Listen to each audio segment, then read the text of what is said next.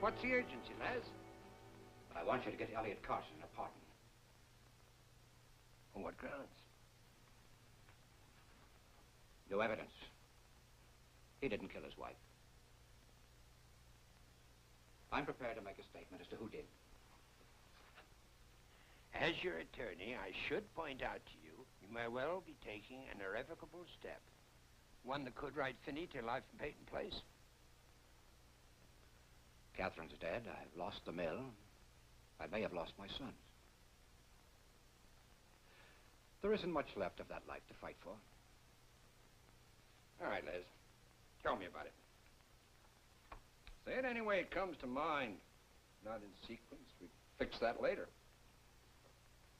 I loved my wife once. I want you to believe that.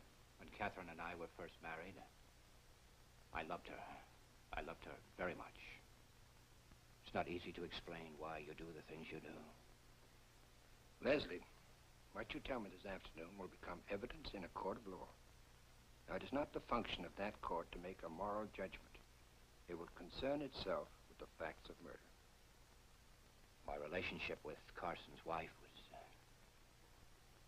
more than I told you it was. And this relationship with Elizabeth Carson had been going on for how long before the date of the murder? 3, 4 months, I don't remember exactly.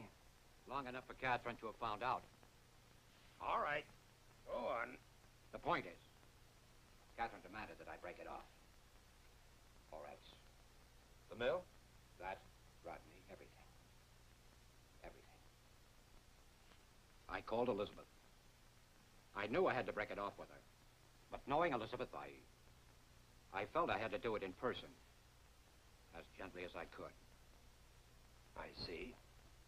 You think so? So, you went to the beach house. I told Catherine I would have to see Elizabeth once more. Once more. She didn't believe me. She knew I didn't want to break it off. She knew I couldn't. Oh, yes, Ted, I have my weaknesses. I never doubted that, Leslie. You went to the beach house. Late that night. Too late that night. Leslie, what are you saying? But I finally went there, Ted. After having a few drinks at Ada Jack's bar. No one came to the door. I opened it. Now you know. I don't. Catherine was there. Catherine? Looking as though she'd been standing there for a long time. As though she'd been frozen to the spot. Like she'd been turned into a statue.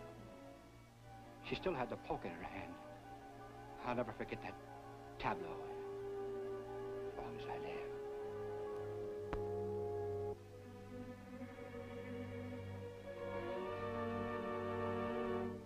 You are making the statement that Catherine killed Elizabeth Carson?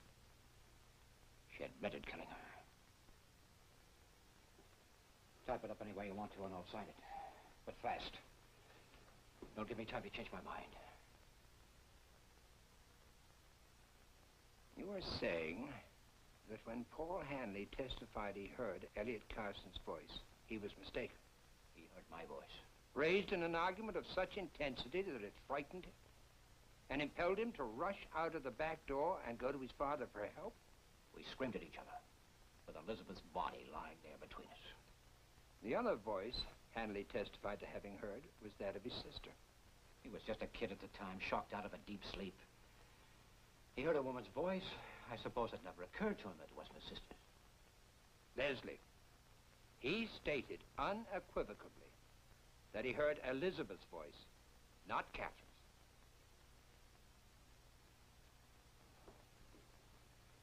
Are you suggesting that I'm lying?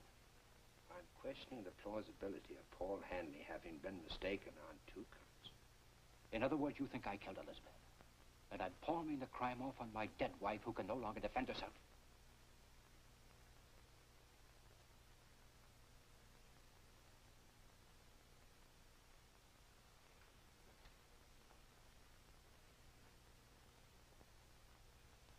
It never occurred to me that that's what people would believe, regardless of the truth. Regardless of anything I say. So what am I accomplishing, Ted? What you set out to accomplish when you called me in here? Clearing Elliot Carson.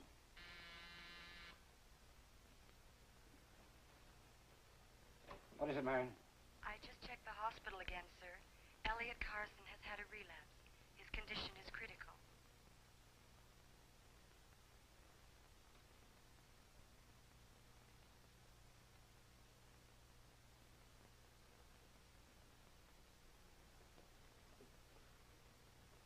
What I've just told you, does it come under the classification of privileged information? What are you getting at? Legally, Ted. Is it confidential or isn't it? In the strict legal sense, it could be regarded as confidential, yeah. Let us keep it that way. Until we see what happens.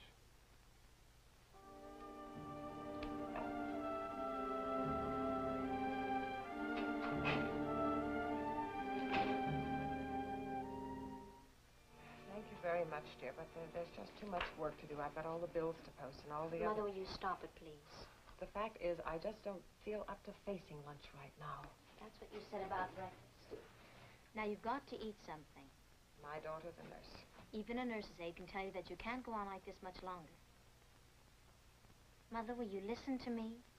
What you need is some fresh air, so we're going to walk home and I'll fix some lunch. I don't want you to end up as a patient in doctor's hospital. Now, come on. Rodney. Hello, Mrs. Anderson. We were just leaving. I didn't know you'd be here. It was my lunch hour, what's left of it. Mother will have to hurry. If you want to see Dr. Rossi. Mrs. Anderson, I came to see you.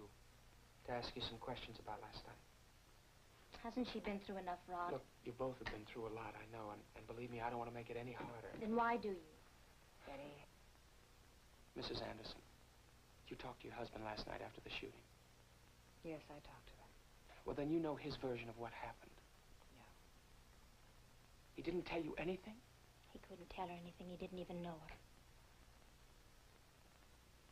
They've taken him to White River. He's in the prison psychiatric ward. Oh, I'm sorry. Are you? After all, my father did try to kill your father last night. Yes, and I'm trying to find out why. I'm afraid your father is the only one that can tell us what really happened. Well, I've talked to my father, but I have a feeling he's holding something back. Look, I want to know all about this thing. Why? So you feel less guilty? Okay. I didn't mean that the way it sounded. You see, I know how you feel. I've been over it 100 times, wondering how much of it was because of us or annulment. How do you learn to live with a thing like that? The thought that you might be responsible for someone's death. Death? What's happened? Elliot Carson began hemorrhaging. They may have to operate again. Now, you listen to me. You are not to blame. No matter what happens to Elliot Carson, you are not to blame. I am. I sent Elliot after your father last night. Well, what I don't get is how he knew exactly where to look. Ada Jacks told him where they were going. Where they were going? Mother, who was with him? Paul Hanley. Paul Hanley. Well, he might know what triggered this whole thing. Look, you said last night it had to be something or someone. But we don't know. Connie says that Paul Hanley's a very dangerous young man. In fact, she made me call your father just as soon as she found out George was drinking with him. But why? Why would Paul Hanley want to make trouble? Well, we may know after I talk to him. Oh, and this time, Mr. Hanley is not going to give me any double talk. Rod.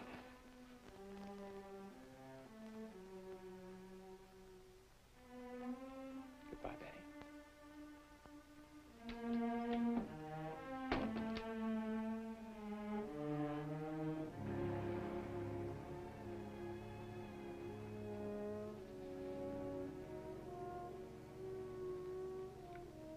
better go on in. Your mother's waiting for you.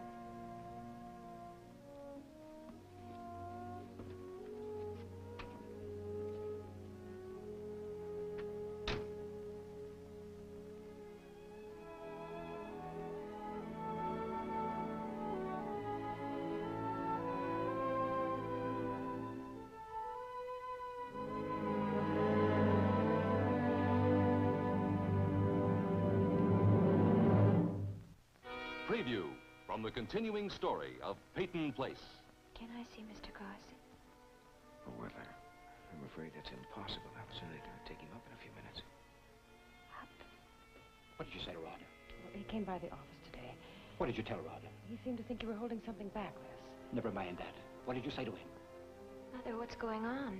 You're scaring me. Sit down, Alice. What is it? Please.